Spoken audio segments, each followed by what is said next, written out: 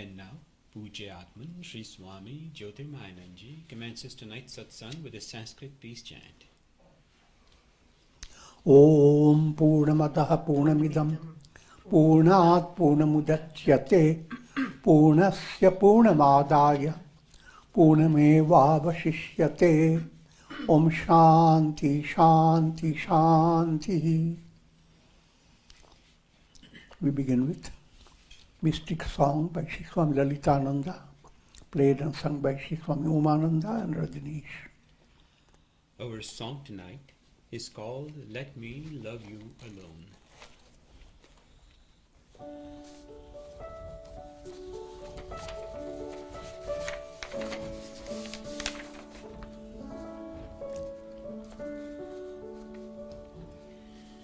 Hey Prabhu Ananda Data, all alone I walk, though friends pretend to be so dear to me. I know none can go with me, and none came with me. The world may call with 1,000 promises, but I turn my steps away.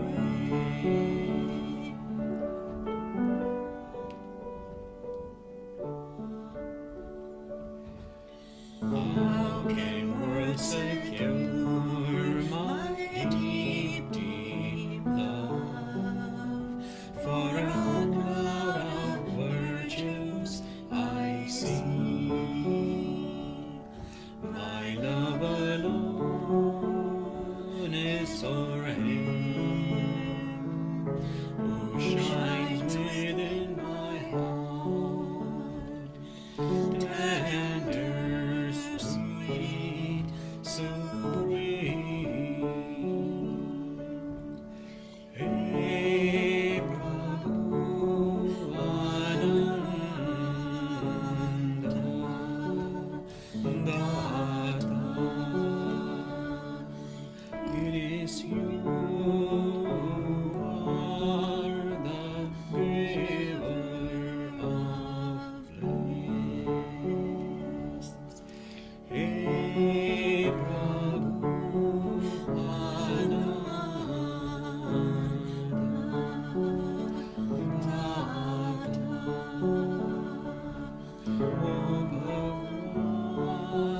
let me love you alone.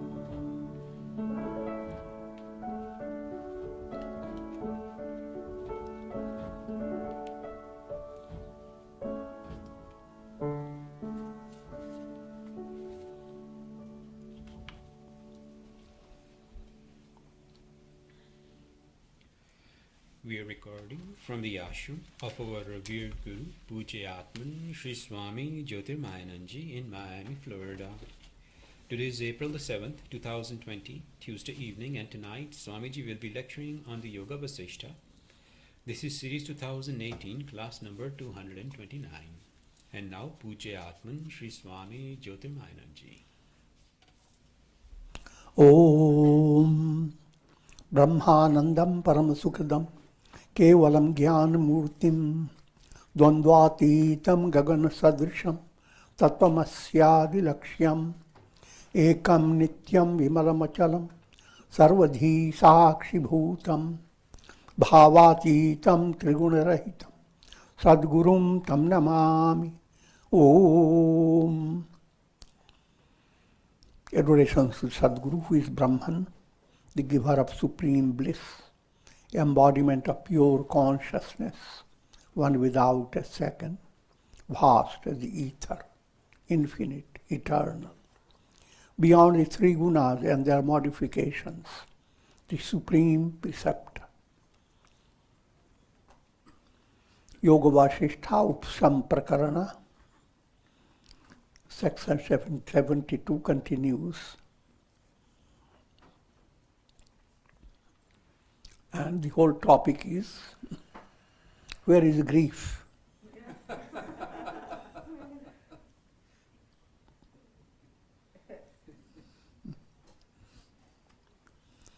In your body or in your soul?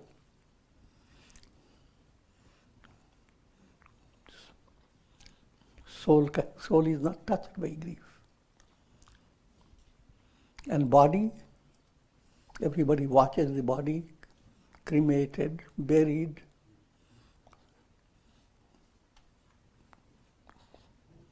And ask the body that is dead, where is grief? So neither body has the grief, nor the soul is brief.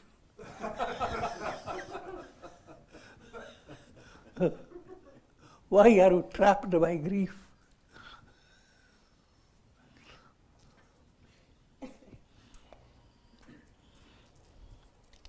These are very profound topics, but they are directing your attention to the absolute reality and the highest ideal that you must go after, which is the goal of your life. So, it's like an old style journey, first they must determine where the pole star is, and then they start their journey. And while journeying, they go on looking at the pole star, that they are in the right direction. That applies today, or always. It's the purpose of Yoga Vasistha and great scriptures is to let you have your attention towards the pole star. Pole star is the truth within you that never shakes. The highest attainment, in brief, self-realization, liberation, mukti, moksha. That's your goal. O Rama, there are two entities in this world, the seer and the seen. Of these two, the seen in itself is neither existent nor non-existent. Therefore, it should neither give rise to happiness nor to grief. A very simple division is done. Two entities are there, spirit and matter. You never see matter crying. I'm joking. And the spirit is like the sky. The world of matter moves like clouds. And clouds don't have substantiality. So they may shout a lot, roar, thunder, dance, stay in turmoil, but they simply dwindle away.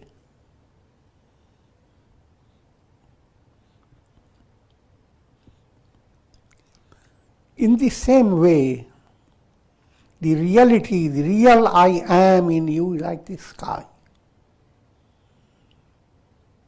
Led by deluded mind, mind under ignorance.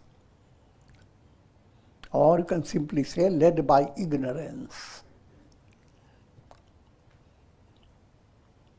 There develops this dualistic vision of difference between the seer and the sight.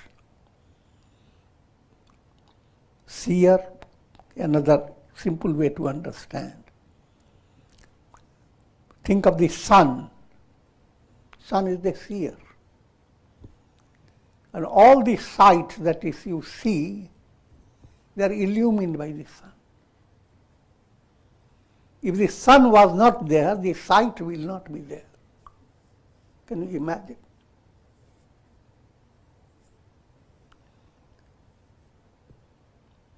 So, but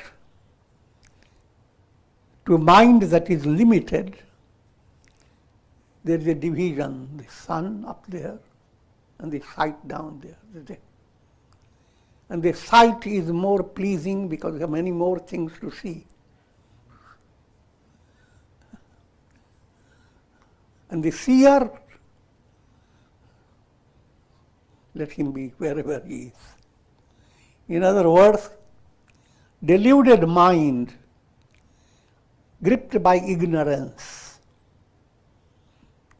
Again, it is deluded mind itself is a product of ignorance. And if you say, where does ignorance come from? It's a big ignorance.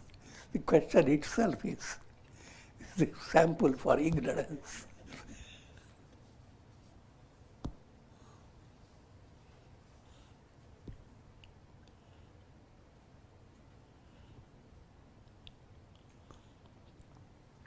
It is impossible to find entities arising out of the blend of the unreal and the real. Because such a blend, like the blend of darkness and light, is impossible. Light is a seer.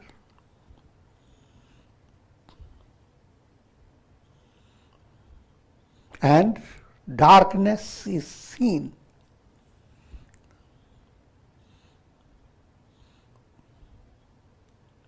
But darkness has no substance, no reality. Therefore, for a man of reflection, there is no room for elation or misery due to the transient conditions of the world. The world gives you only two types of experience. Elation called harsh, misery, vishad. Elation and depression. Like and dislike. When things you like and you attain them, mind gets excited, thrill. That's called harsh. And if you don't get it, mind gets depressed. It's called vishad.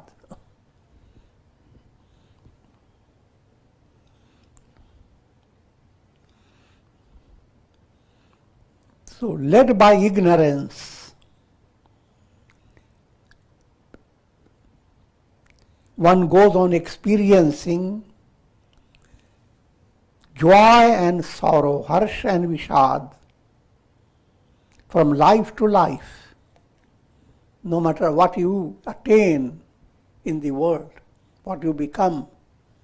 All your experiences are just, every day you are looking for more happiness, less sorrow.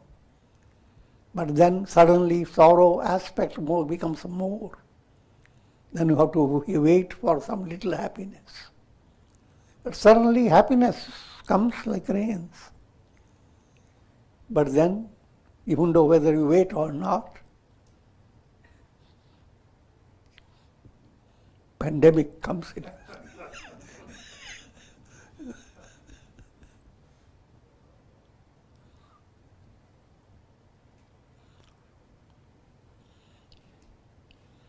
But that's the predicament of soul that is unenlightened. The soul that does not discover its essential nature. I am that. I am the sun. In the sun there is no darkness. And all solar illuminations are nothing but the sun.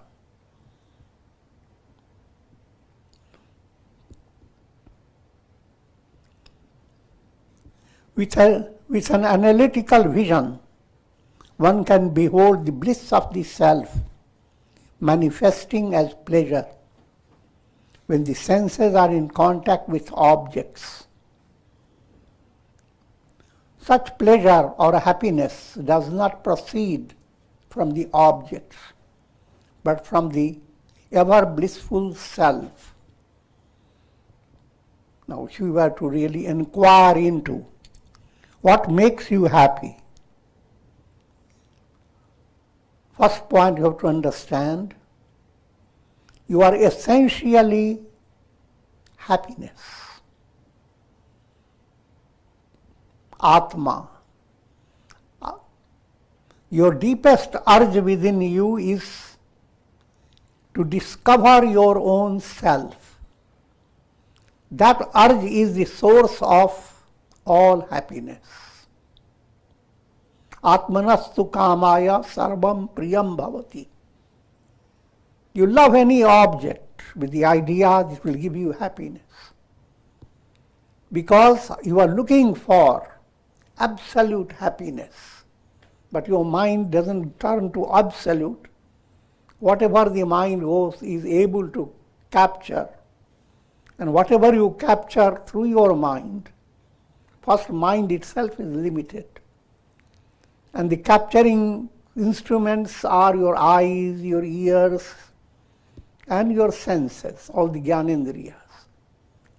But all your Gyanendriyas, all the senses are completely limited. Eyes don't give you perfect experience. And many animals possess better eyes than human beings. Your nose is very limited. These days it's still more limited. but the nose of very ordinary animals, they can smell far, vast distance. In other words, the senses create the illusion of the reality of the world. And those senses on the basis of which you consider the world real, they themselves are not real.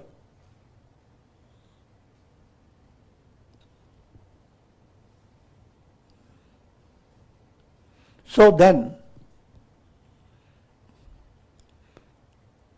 the Vedantic insight behind your psychology of finding happiness in object, the insight is led by your subtle desire. Subtle desire is just like specks in your eyes. If you have put on blue specks, look at anything, it's blue. You are not finding blue in what you are seeing. It is blueness you are projecting. You are projecting love on the object that you love. Led by your subtle desires, put it more in a simple way, subtle desires, your vasana, anything you see or experience, firstly your vasana polishes it. Secondly, you begin to look into the vasana, looking your own face. Your face is Atma, the self. Some polishes don't let you see yourself. You hate them. Some polishes allow you to see yourself. You love them. But all these polished objects, none of them is the real source of your happiness. As well as none of them is the real source of your pain. You have to figure that out.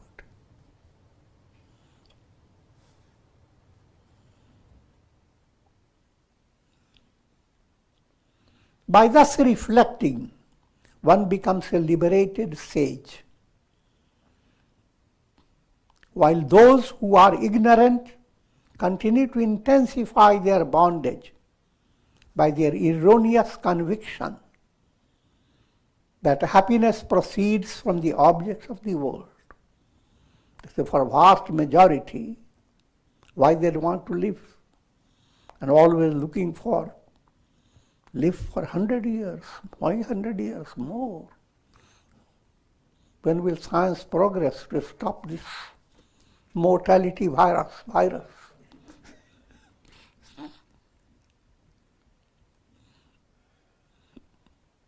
But that's the concept of securing happiness.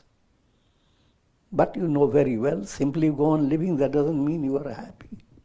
Rather, you have more opportunities for misery.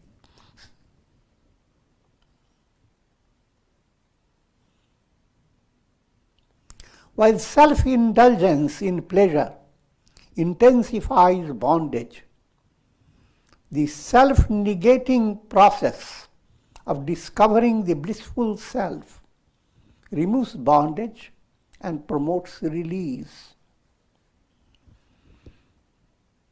The term self-indulgence implies that you have no other idea where to look for happiness except things that you like create a raga, attachment, that raga movement. The mind moves on the basis of the concept of like. This is likeable. This pleases me. The moment the mind has developed that attitude, it pleases me. Now you want to secure your happiness by holding on to that relation, to holding on to that object. At the same time, when any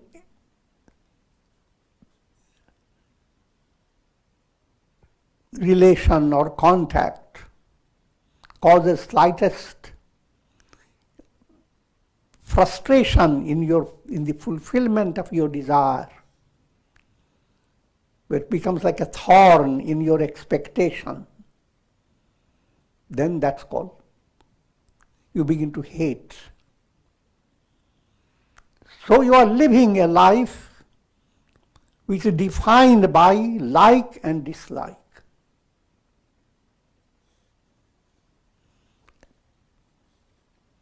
And the news that gives you so much entertainment day by day is based upon likes and dislikes. The fabric of like and dislike. Like and dislike create a bounteous fabric. It's called fabrication.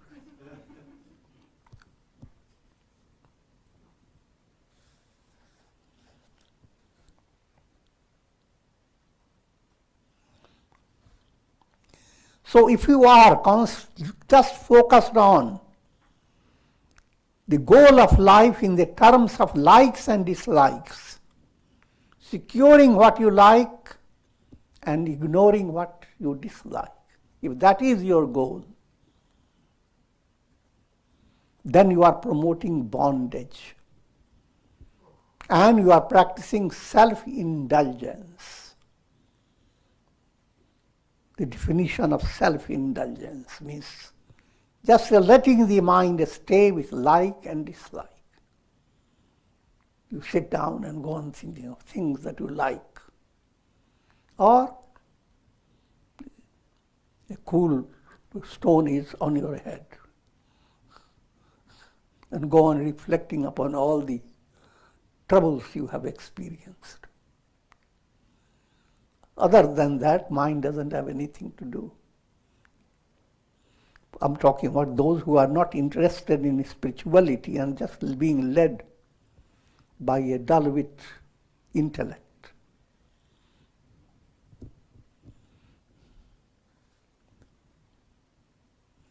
And that's called self-indulgence to pleasure. And that causes bondage. if you cut down self-indulgence, neither like nor dislike, or handle likes and dislikes as a means to an end, not your goal. And if you continue to enhance practice of meditation, experience of relaxing the mind, a profounder experience of serenity, and if you conduct yourself to promote that state, how can you conduct yourself? It requires integral yoga. Personality has to come into integration. And practice of integration is a rhythmic process, more like music. You have 4 strings, and they create a noisy day or a melodious day. Allow these 4 strings to be in harmony. Practice karma yoga, bhakti yoga. Your actions must switch your mind to God. That God is your instrument in divine hand. And there is a purpose behind your existence. And there are many more implications. I'm not going into that direction. And all your sentiments, the tenderest of your sentiments, must realize can't be fulfilled in the world. No matter how lovable relation you may develop in your life, no matter how long it may continue to exist, but ultimately it ends. You cannot hold on to anything. Then what happens to your tender heart? Understand every form of tenderness you experience should switch your mind, it's coming from God. Every food you eat, you must switch your mind to understand coming from the spices, coming from this subtle taste, delicious.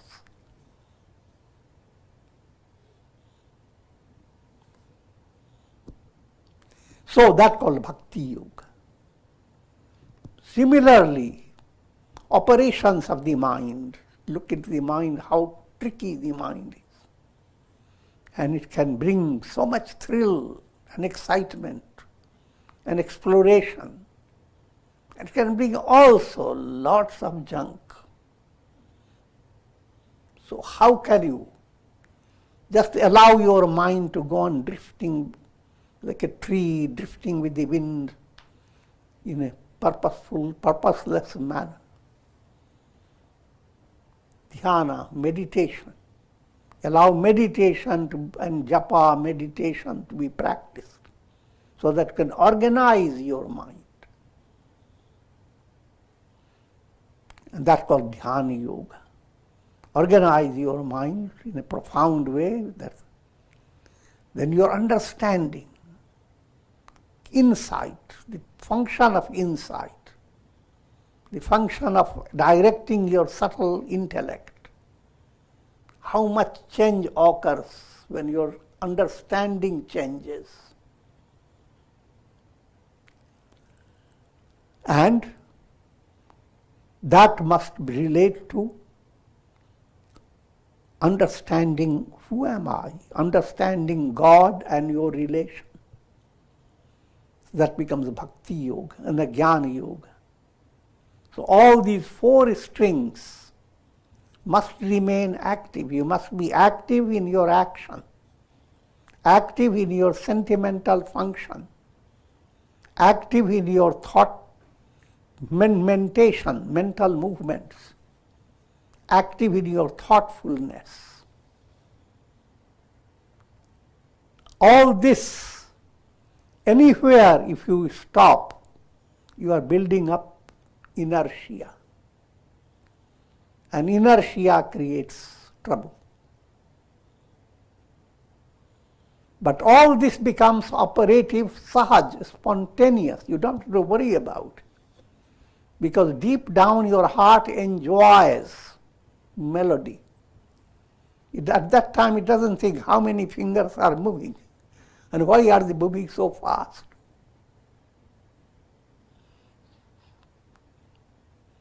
And what type of pain they are going through. Who cares?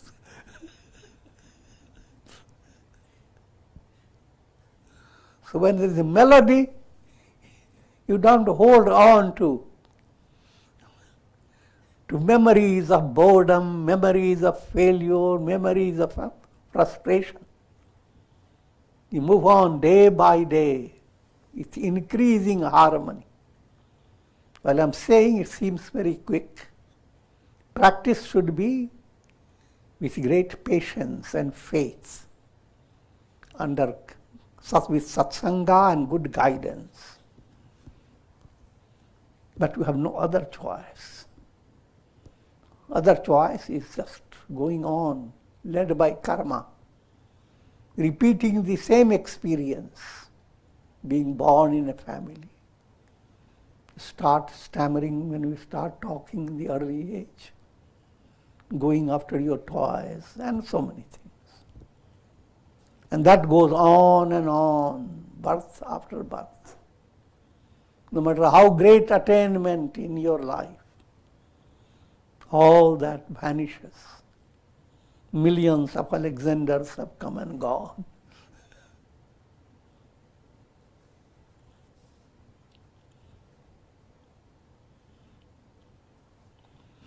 O Rama, when the seer becomes free of seeing and seen, it then abides in its essential nature, the self. For simple way to understand, in dream, you have seer, seen and sight. It's simplified by just pointing out two things, seer and seen. You have subject, you have dream subject, and you have a dream world. Both of them are not real. And therefore, to wake up, you have to be free of both. Neither you are the seer of so many things, wonderful things of your dream world, nor the dream world exists as a reality.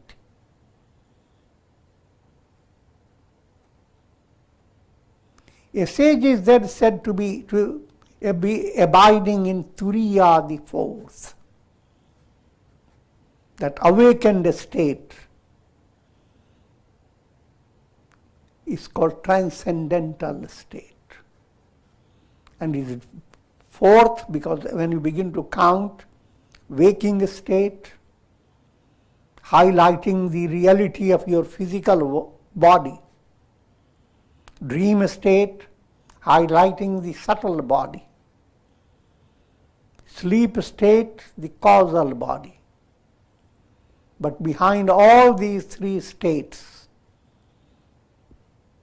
the reality is the fourth. The reality is beyond all the three. And since you have come through these three states, counting 1, 2, 3, you end up with 4. So therefore we call it Turiya. The state of Turiya is beyond description. Abiding in this state, the self is neither gross nor subtle. Now if you are in Turiya state, all the descriptions that filled your mind of multiplicity of things, all that moves away.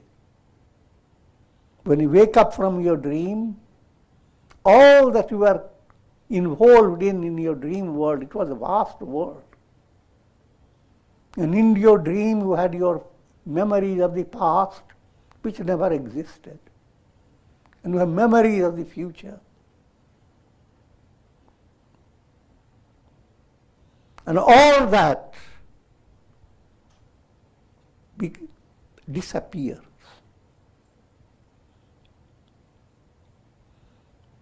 So then, keeping that in view, come to understand the I am in you is the self, not your ego. That I am is neither gross nor subtle, neither associated with objects, nor disassociated from them. Since objects are not there, the question of being associated or disassociated does not arise. While you are dreaming, being associated is a reality. You find something wonderful. You found a purse shining with pearls. It's association, good association. And before you touch the pearl, a scorpion stings you.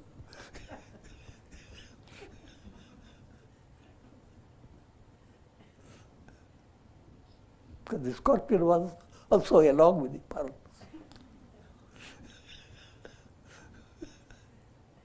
So, but in dream it was all real. Wake up, you didn't find the purse. Neither there was the opening for a big joy of finding pearls, nor the great shock of being stung by a scorpion.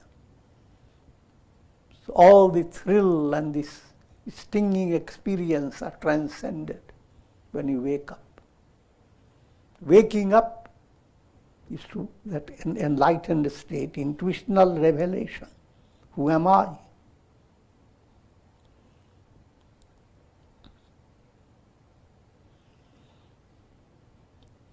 From the point of view of Turiya, the Atman, which means the highest self, absolute self, is neither in the form of ego nor in the form of objects. It is neither one nor many. Even when you assert, I am non-dual Brahman, not all these dual. Asserting means you are recognizing one different from so many things. So from a very advanced point of view, even that declaration has no meaning.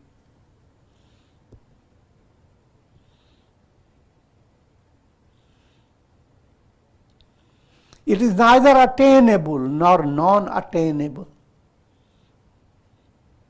With the same logic, self-realization is not something that you attain or you do not attain. The word used is in allegorical way. If you are ignorant, you are said to be separated from your goal. As long as you are dreaming, you are separated from yourself, your own body. But that's only allegorical. It is not literal. Really, you are never separated.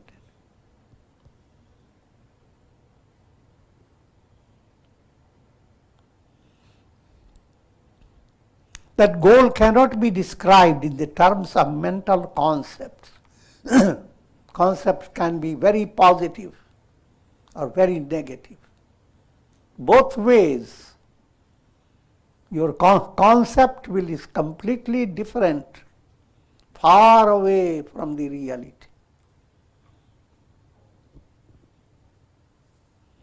Therefore, God is described as anirvachaniya, indescribable. Don't work hard to describe it.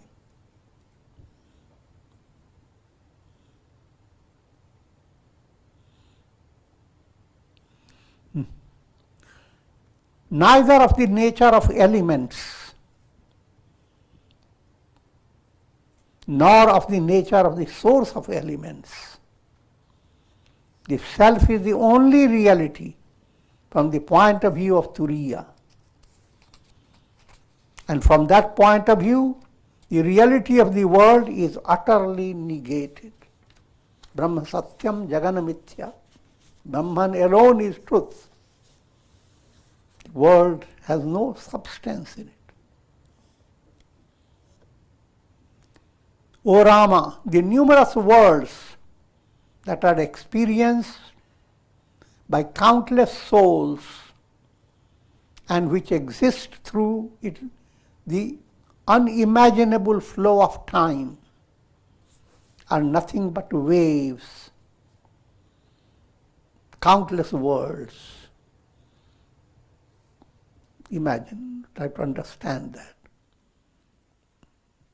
An unimaginable flow of time. The time that you experience, the real time that you experience is not what the clocks give to you. Clocks are mechanical things, go on, counting time. But the real time you experience is based upon your karmic process. Karma brings you a certain change in your nature. You are very happy, now your time flies. You soar, you don't care for how long this time. Unhappy, even though the clock says only 10 minutes have passed.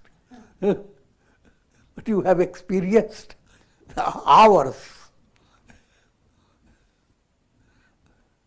So time experience varies day by day, hour after hour, in every individual. Think of the time experienced in countless souls. What is the perception of time in a bird, in a dog, in a cat, in so many different animals? In brief, time is not a reality. It's a mental interpretation brought about your nervous system.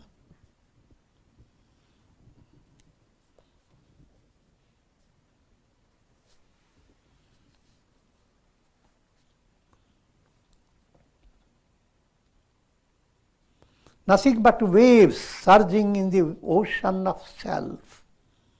All the time, space perceptions from broad point of view, they are nothing but Brahman.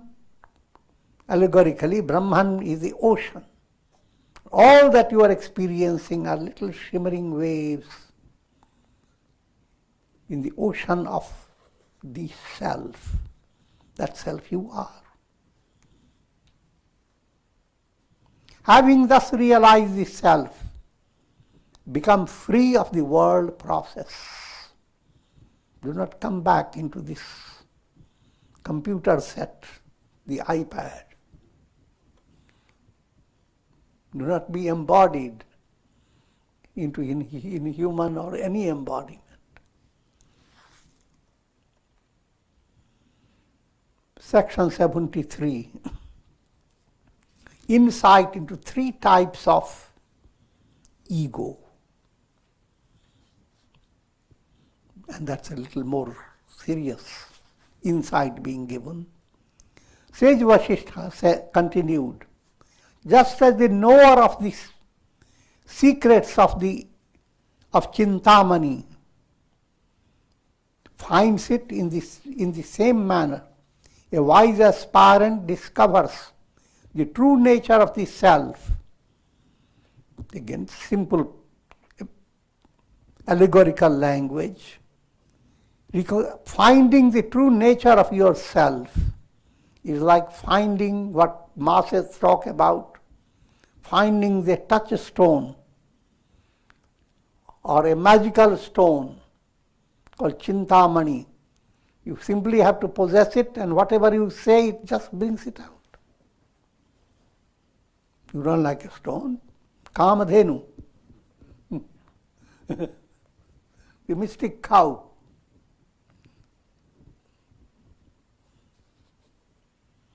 So that self in you, the self-realization project, is to find that precious pearl, magical pearl, that precious Kamadhenu. Nothing can be more inspiring.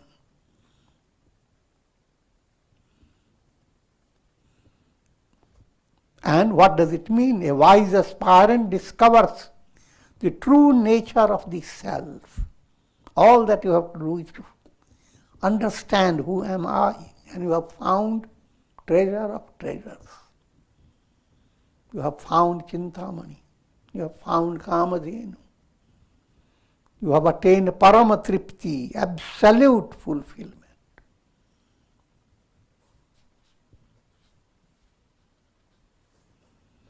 O Rama, listen to the first type of affirmation. 3 types of ego implies 3 attitudes, 3 types of mental affirmation.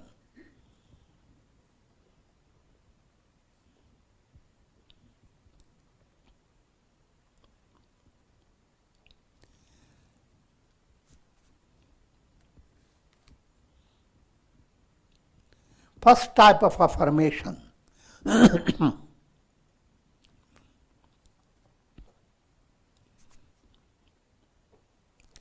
Relinquishing the limited notion of the ego sense. You have to always be in a position to switch away from your very ego. Spiritual sensitivity allows you to do that, otherwise it is a very hard thing to understand. How can you switch away from it? But just like when you have a headache, you say, I have a headache. You ignore the head, recognize the headache. Try to understand your ego impacts upon you like a headache. Sometimes your ego is swollen. If you are not sensitive, you don't feel it. You become one with it. You are sensitive, you recognize it. That something wrong has happened in my understanding. Today my ego is not the way it should be. But I'll wait. I'll take care of my ego.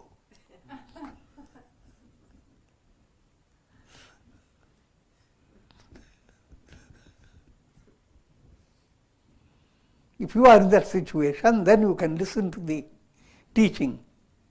Be humble. Practice self-effacement.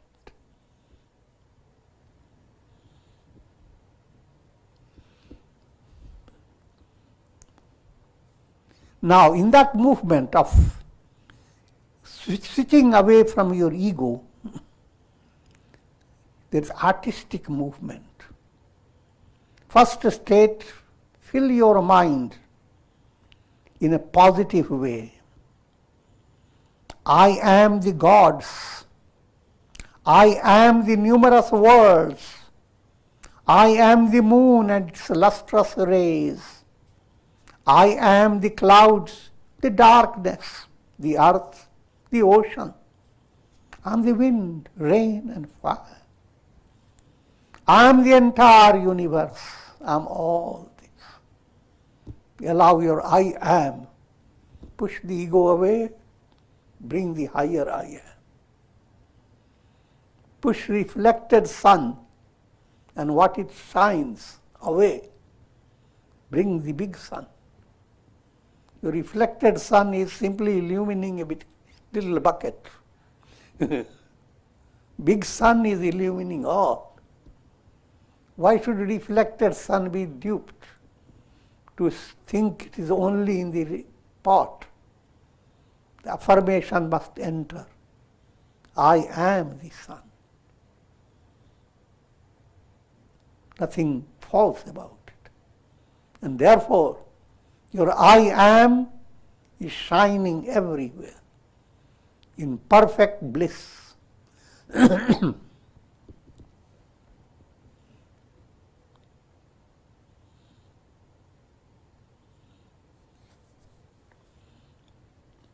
And this type of practice can be brought into your meditation in different stages. Like I am the earth element. Think of all the earth does. Allow your mind to bring out that you are on the Himalayan mountain. The earth element is all that. You are all the different colors that you experience as you journey through the earth, countless cities, countless nature, forests, etc. And whatever the earth element brings to your mind, I am that earth. And earth is the foundation of all your experience. You are the very foundational mystic substance.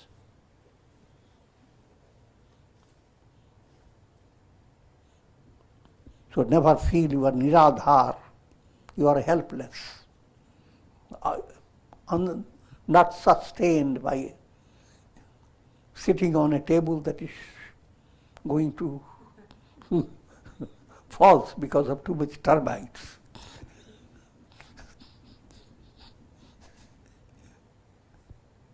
I'm joking. So, and likewise you can choose water element, fire element. Think of all the power and the glory the element presents. Think of Akasha element. That's what is implied when you practice Kundalini Yoga with each Mooladhar of earth element, Swadhisthana water element, Manipura fire element, Anahata air element, Vishuddhi Chakra ether element, Akasha. And then beyond all this, the controller of all elements, your Ajna Chakra. That which controls all these elements in divine plane. I am, enjoy the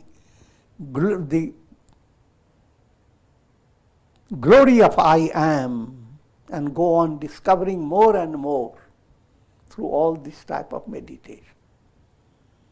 If you are highly advanced, one session is enough to just.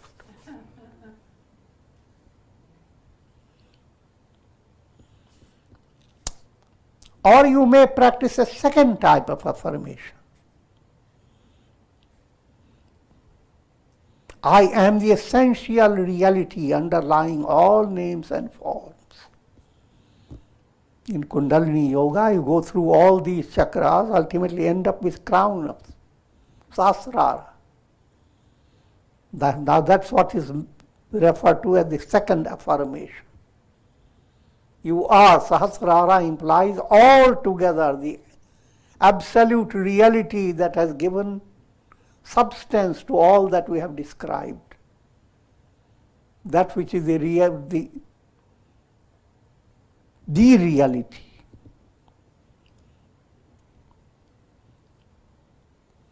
I am the essential reality underlying all names and forms. This should not stay just with in intellectual, but allow your mind to grab it. And you cannot grab it by in an intellectual way.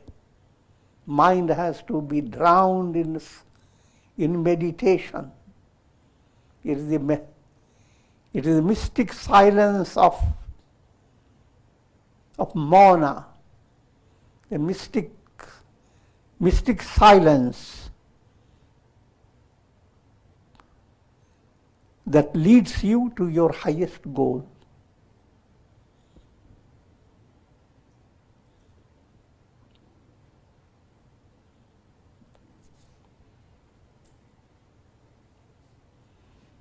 I am the non-dual self, distinct from the three bodies and the five sheaths. I am the absolute reality. Aham Brahmas. Two-aspected positive affirmation. One, communing with the world around you as step by step, earth, water, fire, and so forth. And the other, the culmination of that movement, Aham Brahma.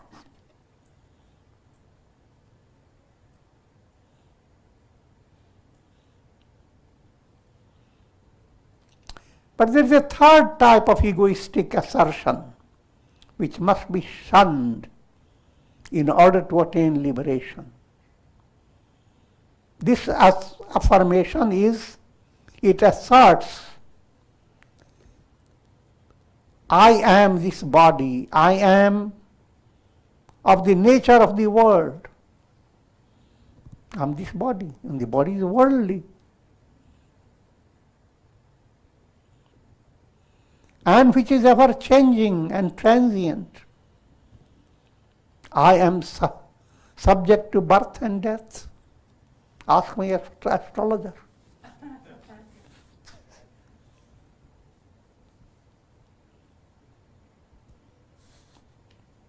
And with this I will conclude. This type of I am drowns you into delusion and deprives you to experience the thrill of who am I?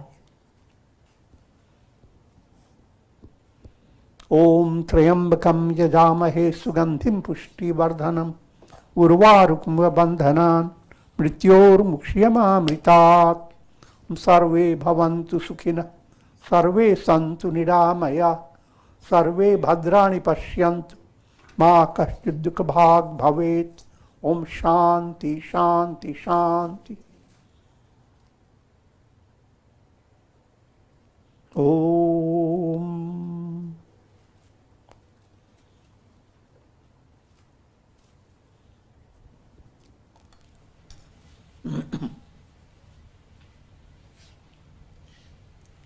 Are there any questions for Swamiji?